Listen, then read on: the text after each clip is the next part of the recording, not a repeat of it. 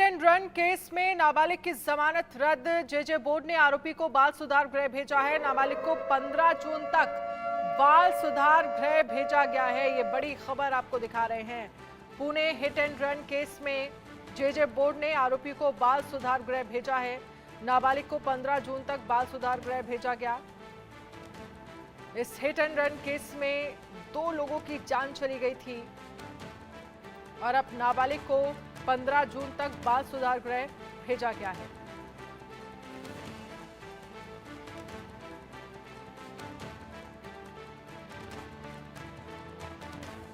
तो आपको बता दें एक बड़ा अपडेट जहां पर जानकारी मिल रही है कि 5 जून तक बाल सुधार गृह में रहना पड़ेगा नाबालिग को। और इस पूरे मामले को लेकर पुलिस जांच कर रही है। साथ ही जिस पब से शराब ली थी नाबालिग ने, उस पब पर भी कार्रवाई हुई है। Pune hit and run case आरोपी नाबालिग को अब 5 जून तक बाल सुधार गृह भेजा गया है। और वहीं दूसरी तरफ पुलिस इस पूरे मामले को लेकर जांच कर रही है।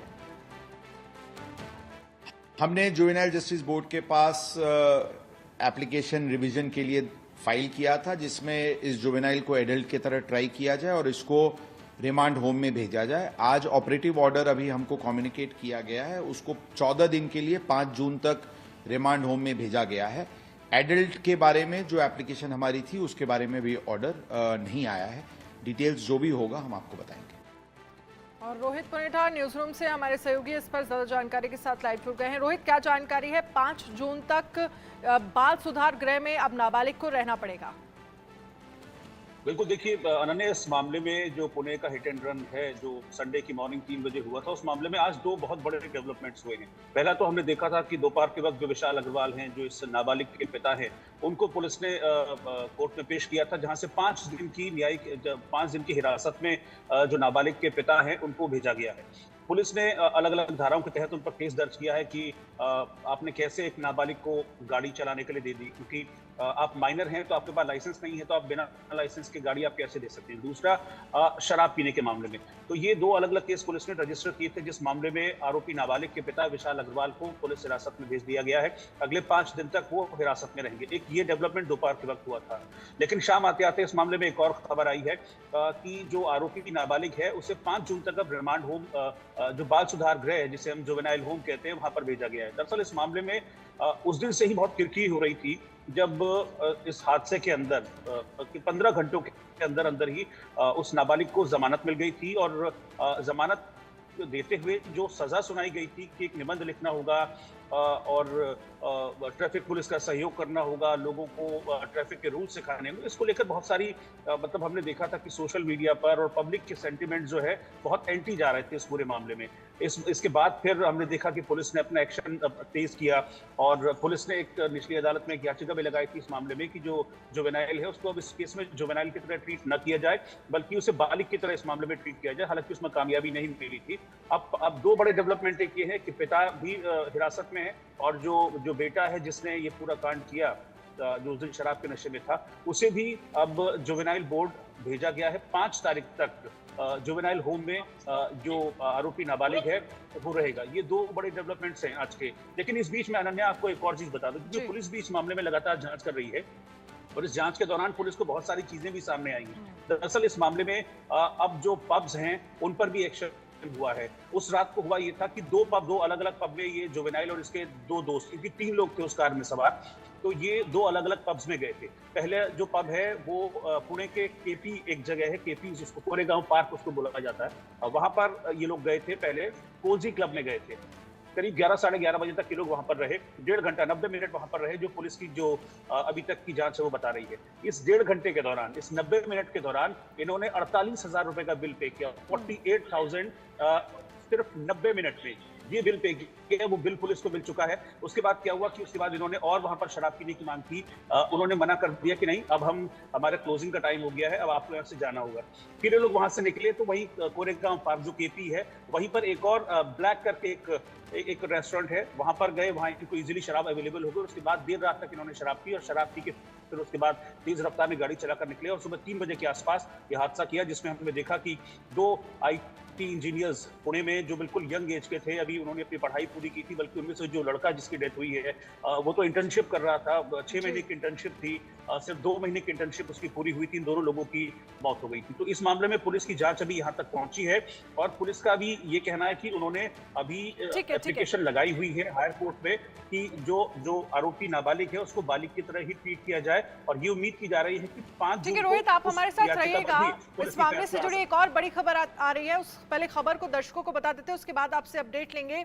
इधर ब्रह्मा कॉर्प के निदेशक और कंस्ट्रक्शन कारोबारी विशाल अग्रवाल, उनके नाबालिग बेटे और पूरे परिवार के बारे में नई और चौंकाने वाली जानकारी सामने आ रही है। इस घटना के बाद जयंत पाटिल के भतीजे और शरद पवार गुट के नेता प्रजक्त तनपुरे की पत्नी सोनाली तनपुरे ने सोशल मीडिया पर एक पोस्ट शेयर किया है। इस पोस्ट में सोनाली तनपुरे ने उस नाबालिग लड़के के बारे में अहम खुलासा किया है जो इस दुर्घटना मामले का मुख्य आरोपी है। सोनाली तनपुरे ने अपने पोस्ट में किसी का नाम नहीं बताया है कि कल्याणी नगर में हुए कार एक्सीडेंट के बाद उन्हें एक बार फिर वो बातें याद आ गई। संबंधित घटना में लड़का मेरे बेटे के साथ एक ही क्लास में पढ़ता था। उस समय मेरे बेटे को उनमें से कुछ से बहुत कष्ट हुआ। मैंने इन बच्चों की शिकायत उनके माता पिता से की, हालांकि कोई उचित प्रतिक्रिया नहीं मिली। अंततः इन बच्चों की परेशानी के कारण उन्हें अपना स्कूल बदलना पड़ा।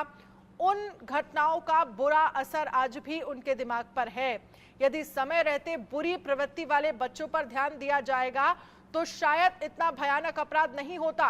तनपुरे ने मांग की है कि इन परिवारों को न्याय मिलना चाहिए। इधर पुणे में पोर्शे कार दुर्घटना मामले में आरोपी को बेल मिलने से लोगों में गुस्सा था, हालांकि अब उसे फिर से बाल सुधार गृह भेज दिया गया है। वहीं मुख्यमंत्री और दोनों उप मुख्यमंत्रियों को सामने आकर सफाई देनी पड़ी है। मुख्यमंत्री एकनाथ शिंदे ने एक बार फिर इस पर टिप्पणी की और कड़ी कार्रवाई का वादा किया है। इधर कारोबारी पिता को कस्टडी में भेज गया है।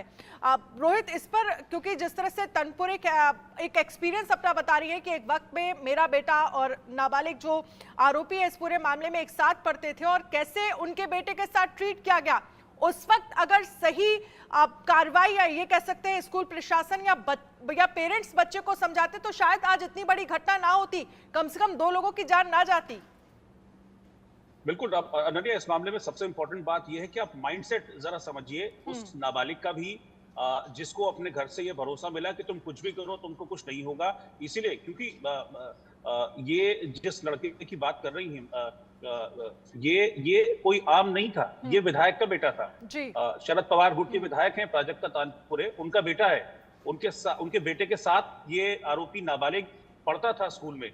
तो विधायक के बेटे को परेशान करना, इस कदर परेशान करना कि विधायक को अपने बेटे का स्कूल बदलवा देना पड़ा। तो आप सोचिए कि अब ऐसे लोगों का माइंडसेट क्या होगा, ऐसे लोगों की नजर में आम आदमी की क्या वैल्यू होगी जो सड़क पर चल रहा है। तो वो माइंडसेट है। तो जिस वक्त वो गाड़ी चला रहा था 240 किलोमीटर पर आवर की रफ्तार से, उसको जरा भी उसके दिमाग में ये बात नहीं होगी कि एक्सीडेंट हो जाएगा, हादसा हो जाएगा, मुझे धीरे गाड़ी चलानी चाहिए, मैं किसी को टक्कर मार दूंगा, किसी की जान चली जाएगी।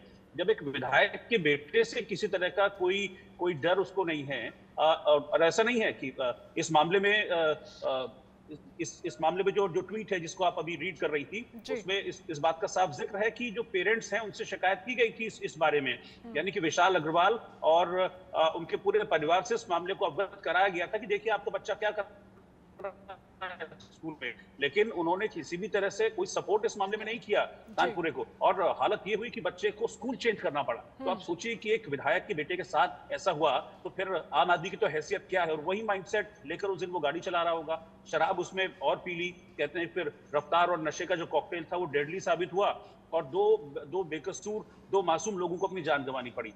चलिए, बहुत बहुत शुक्रिया। और आपको बता दूं जी, बहुत बहुत शुक्रिया हमसे बातचीत करने के लिए, तमाम जानकारी देने के लिए। बच्चे की माइंडसेट की अगर हम बात करें तो